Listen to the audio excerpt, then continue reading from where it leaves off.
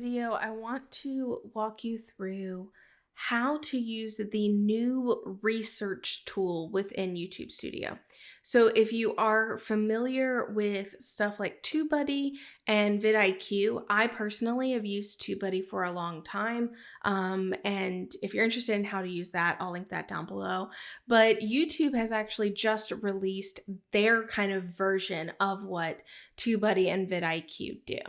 So if you go to your YouTube Studio, you can go to your Analytics tab, and you can see now that there are different things here. So in my case, you will definitely have the first 4 of these. If you are part of the YouTube Partner Program, you will have Revenue, and then you will also now have this Research tab here.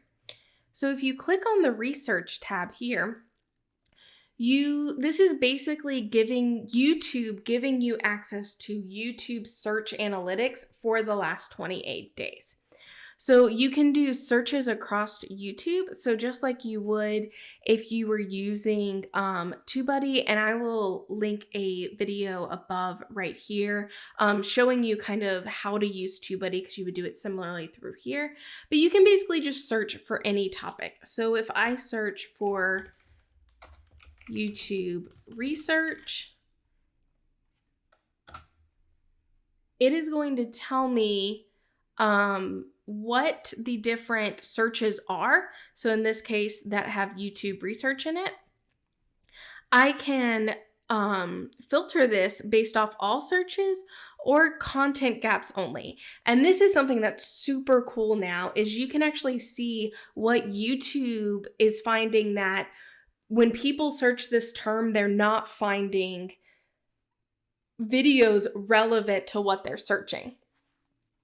So this allows you to very quickly start pointing out content gaps. And in this case, there aren't any. But if I did something for my other channel, so if I did something like research article, see if there's any content, maybe research paper, let's see if we can find a content gap. So here, there's research paper presentation has a content gap.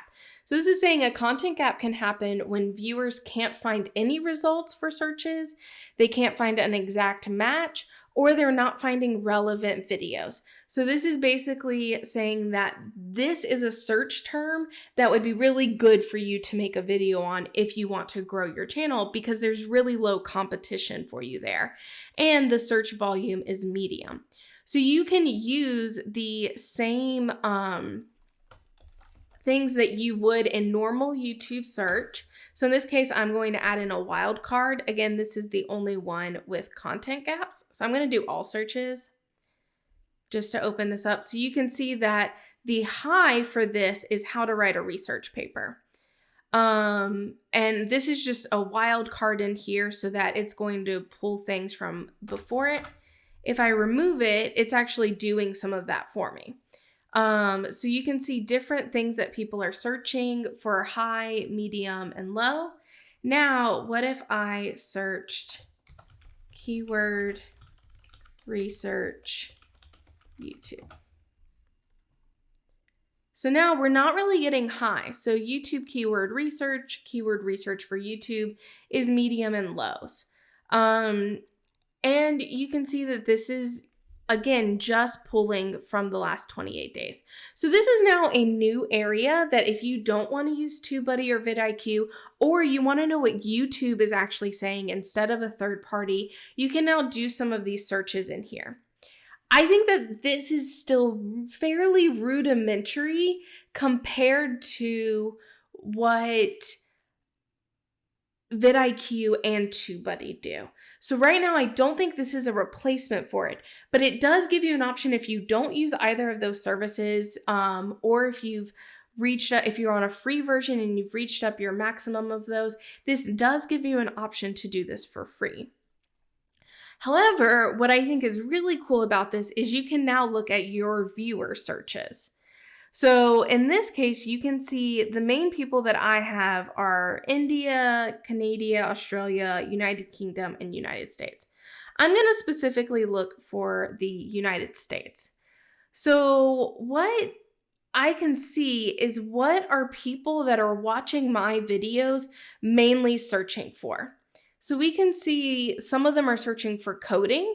So the people who are watching my videos, if I had a lot of coding videos along with that, they would likely go from that into, if I had a best viewed or best for viewer as a card at the end, it would probably show a coding video. And that's a high amount of search volume on YouTube.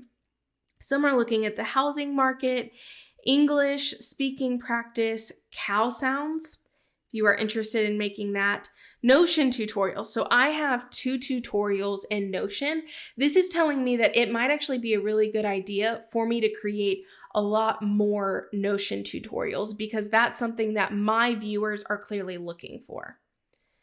How to write a research paper is Medium. These, again, they're really high search volume on YouTube. These are probably things that just a lot of people are searching in general. Best stocks to invest in. That's not something I want to make content on my channel, but it's something that just a lot of people are interested in. That's a bigger niche than graduate students. But you can see hypothesis testing statistics. That's something I could make a video in. Chi-squared. Now, these don't say that they're content gaps, but they're still things that my viewers are interested in and are searching for. So if I made something on this, that means that the people who already subscribed to my channel probably might be more interested in watching it because it's related to what they're already searching for. And how to write a literature review. So what I can now do is I can actually save some of these so that I can track them and not have to keep searching for them.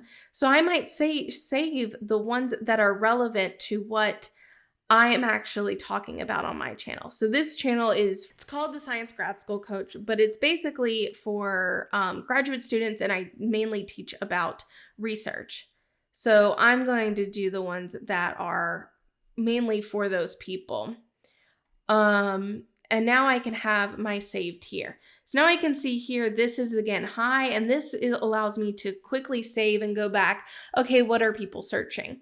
So I would say like this would probably be a good idea to kind of look at about every month on your channel. I'm really hoping that they build this out further and give us a lot more capabilities within here. But this is just a basics for what you can now do in this research tab.